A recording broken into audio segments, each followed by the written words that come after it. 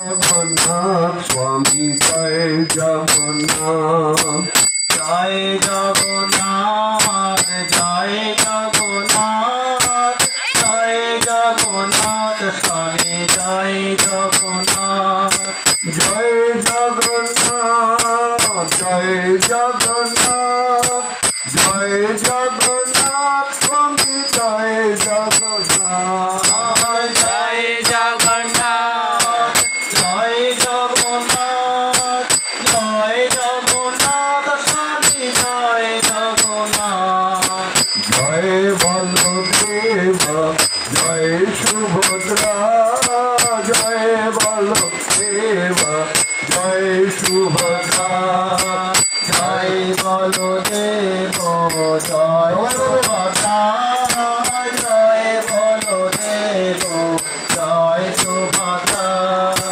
जगन्नाथ स्वामी नयन पथगामी नयन पथगामी भाव तुम्हें जगन्नाथ स्वामी नयन पथगामी नयन पथगामी भाव तुम्हें जगन्नाथ स्वामी नयन पथगामी नयन पथगामी भाव तुम्हें जगन्नाथ स्वामी नयन पथगामी नयन पथगामी भाव तुम्हें जय जगन्नाथ जय जगन्नाथ जय जगन्नाथ स्वामी जय जगन्नाथ जय जगन्नाथ जय जगन्नाथ जय जगन्नाथ स्वामी जय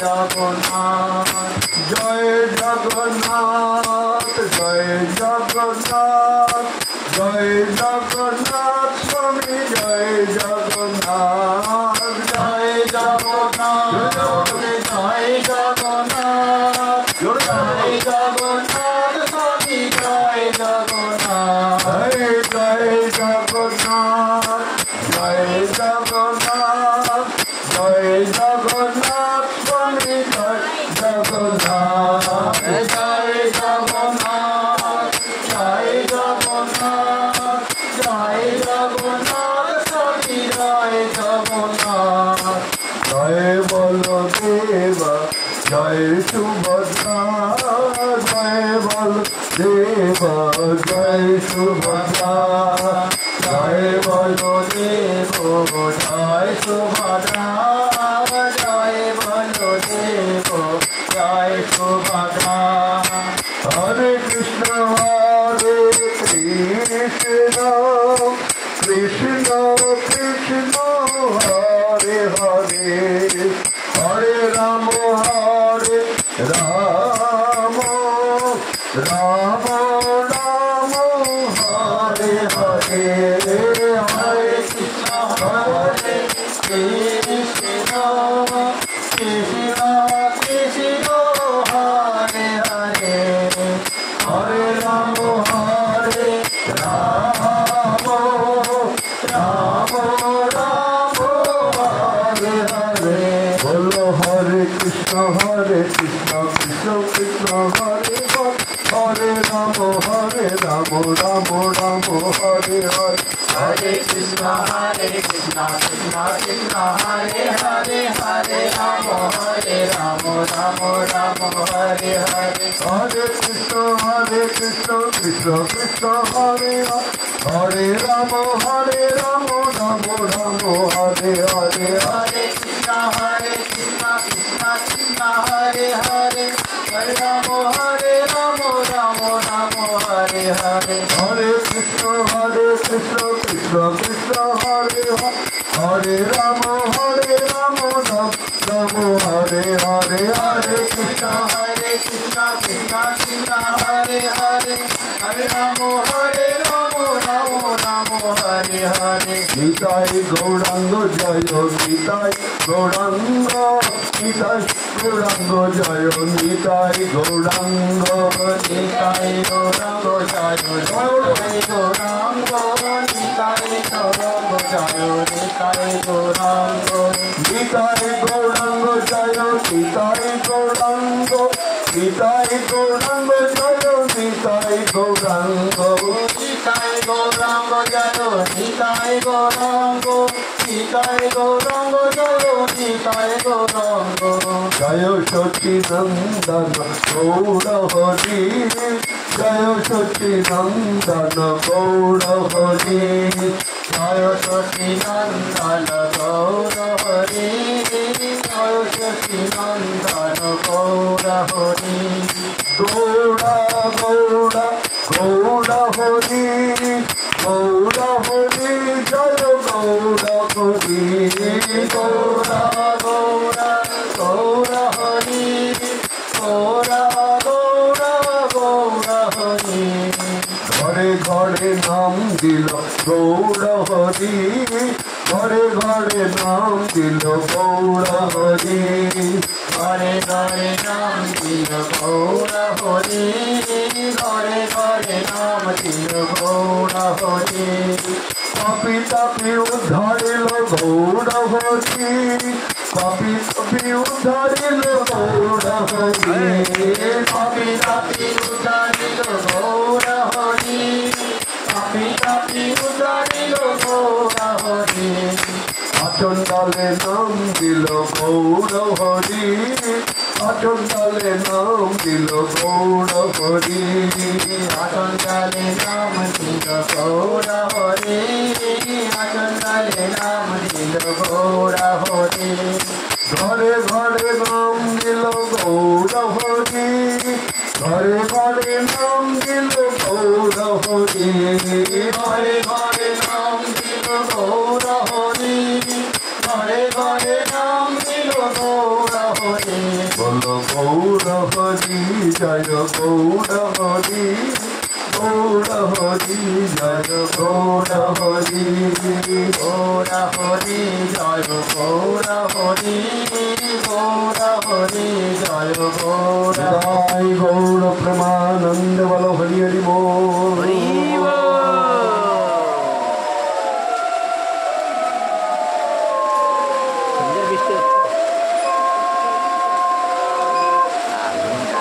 পুরুষোত্তম পরিধাম পুরুষোত্তম পরিধাম যেখানে জগন্নাথ দেবের ধাম ভারতবর্ষের 4টি বড় বড় ধাম আছে তার ভিতরে একটি ধাম হচ্ছে পুরীর জগন্নাথ ধাম এই জগন্নাথ ধামের কাছে খুব নিকটে আপনার এক চাষির বাড়ি ছিল সে সবজি চাষ করত বিশেষ করে সে বেগুনের চাষ করত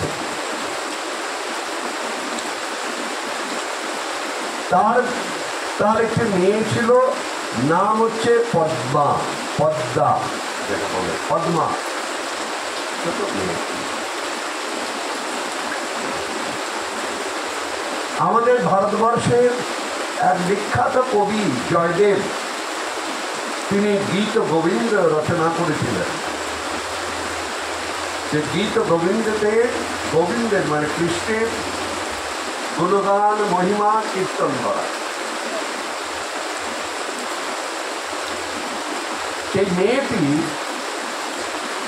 জয়দেবের গীত গোবিন্দ সর্বদা ভজন করতেন প্রাণ খুলে ভজন করতেন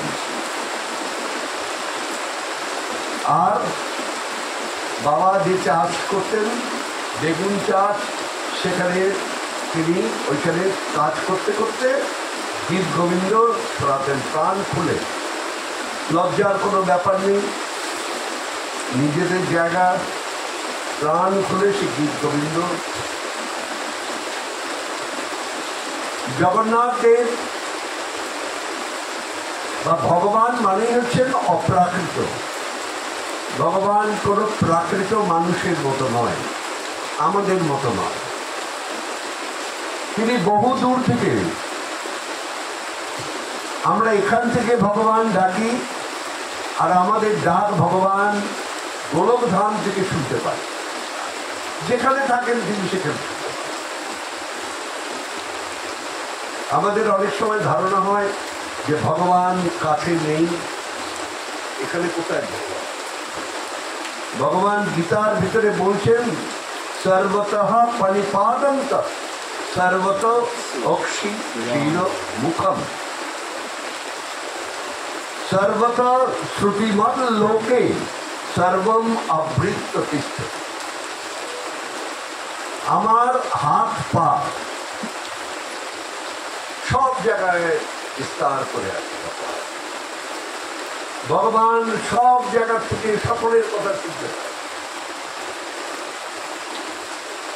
আমরা তো একটা ভাষা জানি, সেই ভাষা ছাড়া অন্যের ভাষা আমরা বুঝতে পারি না। আমাদের ভারতবর্ষেই এত ভাষা আছে যেগুলো আমরা জানি না, কেউ বললে বলবো আমি বুঝতে পারছি না। আমাদের বাংলা ভাষা আবার দক্ষিণ ভারতে যাবে বলে বুঝতে পারছি না, আমরা বুঝি বাংলা ভাষা, কিন্তু ভগবান সকলের ভাষা বোঝে। এই পৃথিবীতে হাজার ভাষা আছে, হাজার হাজার কি হাজার তো কম, আর তার অনেক বেশি ভাষা আছে। তারা যে যার ভাষায় ভগবানকে ডাকে, আর ভগবান সেই ভাষা বুঝতে পারে। সমুদ্রের নিচেই হোক, পাহাড়ের উপরেই হোক, যেখানে গাছের উপরেই হোক, যেখানে যেখান থেকেই ভগবানকে ডাকবে না কেন, ভগবান সেখানেই তোমাকে সাড়া দেবে। ভগবান হচ্ছেন ভাবগ্রাহী, ভক্তের ভাবটাকে গ্রহণ করেন। তুমি কিভাবে ভগবানকে সেবা দিচ্ছ, কিভাবে ভগবানকে ডাকছ, কিভাবে তুমি তাকে ভোগ নিবেদন করলে, কি নিবেদন করলেন, ভগবান ওটা দেখেন না, মানুষ দেখে এটা। এই আমাকে বড় ওটা দেবে, আমাকে এটা দেবে, এটা দেবে, এটা দেবে, কিন্তু ভগবান তা নয়। ভগবানকে যে যা দেবে, এক দিন দরিদ্র একটা নকুল দানা দিলেও তিনি গ্রহণ করেন, যদি সেটা অন্তরের থেকে দেওয়া হয়। সেই জন্য ভগবানকে বলা হয় ভাবগ্রাহী। তিনি ভাবটা দেখেন, কোন ভাবেতে তুমি তাকে সেবাটা দিলেন। আর ভগবান সর্বদাই ভক্তের ভাবেতে তিনি ভক্তের কাছে ছুটে যান। ভগবান ভক্তকে সেবা দেওয়ার জন্য ছুটে যান। তুমি ভগবানকে ডাকছো, মন প্রাণ দিয়ে ডাকছো।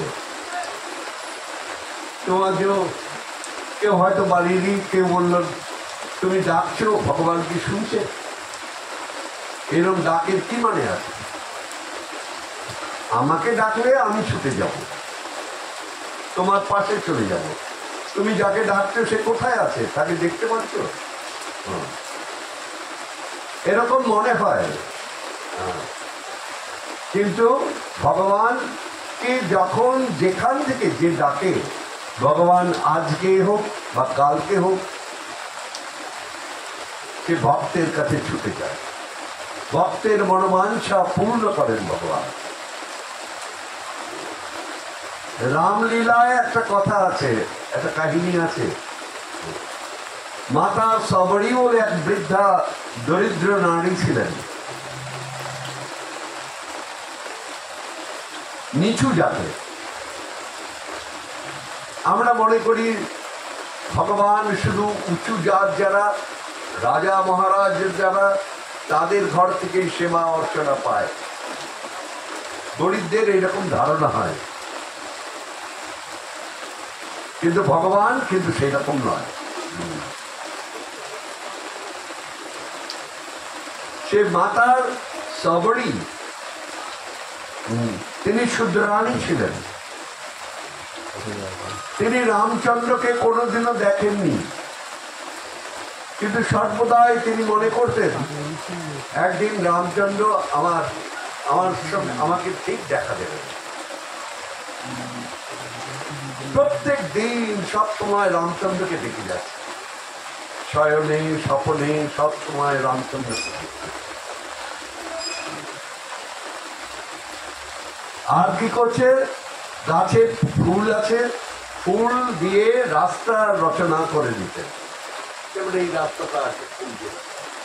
একদিন রামচন্দ্র আসবেন, আসছে না, তার জন্য দুঃখ নেই। লোকে বলবে তুমি কি পাগল নাকি, রামচন্দ্র তোমার কাছে আসবে, রামচন্দ্র আর খেয়ে দিয়ে কাজ নেই, রামচন্দ্র তোমার বাড়িতে আসবে, রামচন্দ্র এলে কি খেতে দেবে, কি তোমার কিছু আছে? কিন্তু সেই সেটা ভাবছে না, আমার মন চাইছে, রামচন্দ্রকে ডাকছে আর ফুল দিয়ে সাজিয়ে সাজিয়ে রাখছে। ভগবান অন্তর্যামী, ভক্তের মনোবাঞ্ছা তিনি সব বুঝতে পারেন।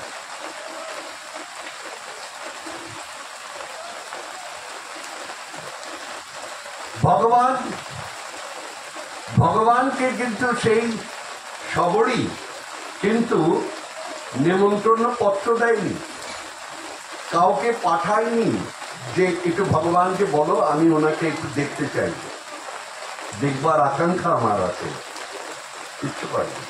ভগবান অন্তর্যামী, ভগবান ভক্তের কথা সব বুঝতে পারে। শুধু একজনের না, ভগবান একই সময়ে কোটি কোটি মানুষের প্রার্থনা শ্রবণ করতে পারেন, বুঝতে পারেন এবং প্রতিক্রিয়া করতে পারেন। ভগবান মানে অসীম অনন্ত যার ক্ষমতা, সেই তো ভগবান।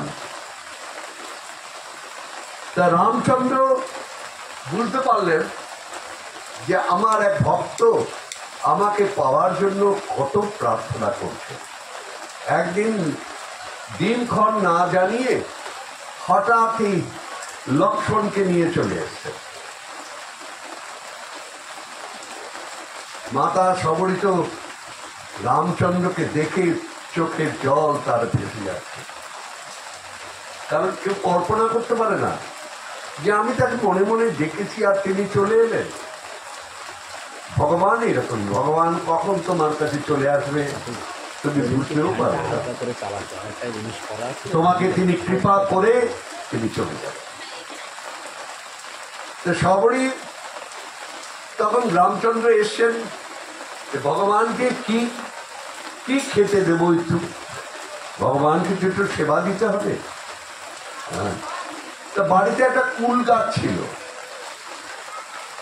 সে কুল গাছগুলো ফুলগুলো সব পেকে গেছে, কুলের ভিতরে তো পোকা হয়, ভগবানের পোকা যদি লাগে, কুলটা যদি দারুণ টক হয়ে যায়, সেই জন্য ভগবানের প্রতি আমার অপরাধ হয়ে যাবে, ভগবানের শরীর খারাপ হয়ে যেতে পারে, ভগবান কষ্ট পেতে পারে।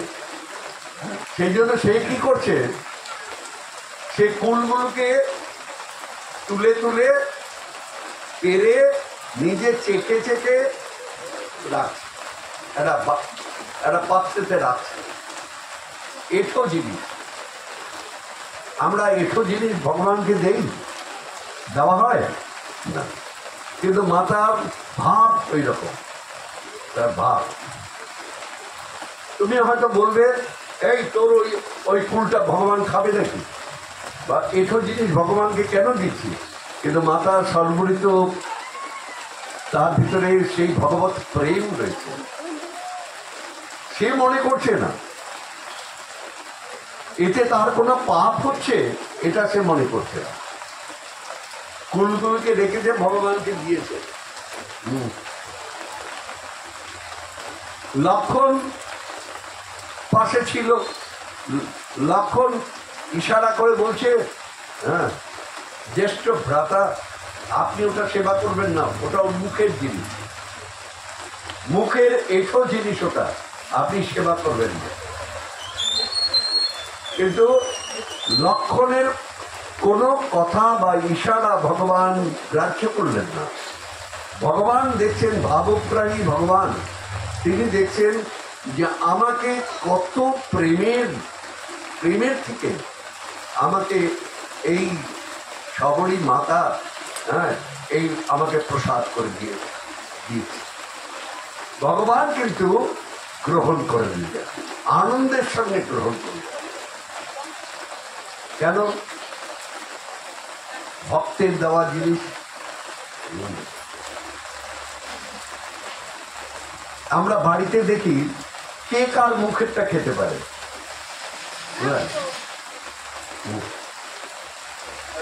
মুখে এটো জিনিস, মুখের চিবানো জিনিস সকলে খেতে পারে না, ঘৃণা করে। কিন্তু আবার কেউ খেতে পারে, তারা খায় যার সঙ্গে তার গভীর প্রেমের সম্পর্ক আছে, তার মুখের তো চেঞ্জ করবে না। সে কখনো চিন্তা করবে না এটা খেলে আমার অসুখ বিসুখ হতে পারে, চিন্তা করবে। হ্যাঁ, প্রেমের বশবর্তী হয়ে সে এঠোটা পর্যন্ত খেয়ে নেবে। যার সঙ্গে প্রেমের সম্পর্ক আছে, ভগবানের সঙ্গে যে প্রেমের সম্পর্ক স্থাপনা করেছেন, তার কাছে ওইগুলো কিছু লাগে না। ভগবান দেখলেন সপরি, মানে কোন জাত সেটা দেখছে না ভগবান, তার মুখে মানে কিছু মুখেরটা খেলে পরে তার ক্ষতি হতে পারে, সেটা ভগবান চিন্তা করছেন না। ভগবান আনন্দের সঙ্গে সবরীর দেওয়া জিনিসটা, যেখান থেকেই হোক, ভগবান হয়তো 10,000 কিলোমিটার দূরে আছে, আমি ওখানে ভগবানকে এখান থেকে নিবেদন করছি, ভগবান ঠিক ওখান থেকে গ্রহণ করবেন। কারণ ভগবানের সর্বোচ্চ চোখ আছে, কান আছে, মুখ আছে, হাত পা সব। আমি যে কোনো জায়গায় পৌঁছতে পারি, সমুদ্রের নিচেও পৌঁছতে পারি, পাহাড়ের উপরেও পৌঁছতে, আমার হেলিকপ্টার লাগে না, আমি ওখানে পৌঁছে যাব।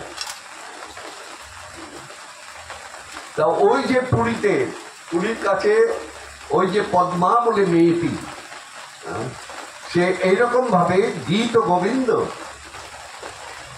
অদ্ভুত সুন্দর সুরেতে প্রত্যেক দিন বেগুন পারত গাছ থেকে, আর এই গীত গোবিন্দ শোনাতে। জগন্নাথ দেব পুরীতে শুনতে পান ভগবান অপ্রাকৃত,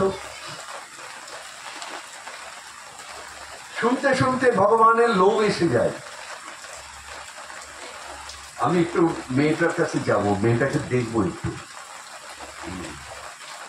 একদিন কি হয়েছে, সে পদ্মা, সে গীত গোবিন্দ গান করছেন, আর গভীর সে তন্ময় চিত্তে জগন্নাথ দেবের স্মরণ করছেন। এমন সময় সেই জগন্নাথ তার কাছে এসে উপস্থিত, উঠে তার সেখানে সেই যেরকম ছোটাছুটি করছে, ভগবানও সেরকম ছোটাছুটি করছে, ওকে ধরবার চেষ্টা করছে।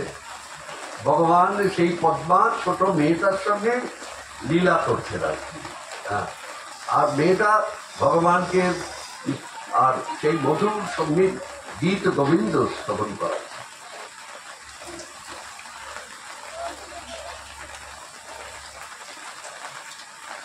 ভগবানের যারা পূজারী ছিলেন, তারা হঠাৎ দেখে যে জগন্নাথের তো এইরকম উত্তরীয় আমরা পরিয়ে দিয়েছিলাম, ভগবানের উত্তরীয় পরানো থাকে, সেই উত্তরীয় দেখা যাচ্ছে না কেন? উত্তরীয়টা দেখতে পাচ্ছে না। তাতে তারা খুব গভীর চিন্তায় পড়ে গেছে যে তাহলে কি আমাদের সেবার কোনো অপরাধ হয়েছে যে ভগবানের গায়ে এই উত্তরীয় দেখা যাচ্ছে না? কোথায় গেল এই উত্তরীয়? চিন্তা করছে তারা, ভাবছে এই খবরটা রাজাকে তো দেওয়া উচিত, কারণ রাজা মন্দির পরিচালনা করেন, সেবা দেন। তো রাজাকে জানিয়েছে, রাজাকে যাওয়ায় রাজা মনে করছে যে তোমাদের হয়তো সেবার ত্রুটি হয়েছে কিছু, সেই জন্য জগন্নাথ দেব এরকম করেছেন।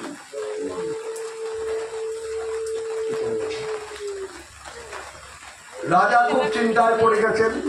হ্যাঁ, হয়ে গেল যে ভগবান এইরকম ভাবে করলেন। রাজা পূজারীদের বকতে আরম্ভ করলেন, তোমাদের নিশ্চয়ই অপরাধ হয়েছে, নইলে এরকম হবে কেন, কোনোদিন তো হয় না এরকম। তখন জগন্নাথ দেব রাজাকে স্বপ্ন দেখালেন, হে রাজন, তোমার পূজারীদের কোনো অপরাধ নেই। আমি ওই পাশে খেতেতে একটি মেয়ে পদ্মা নাম, সে অপূর্ব সুন্দর সুলভের কণ্ঠে গীত গোবিন্দ গাইছে, আমি থাকতে পারিনি। আমি ভাবে আপ্লুত হয়ে ওর কাছে ছুটে গেছিলাম।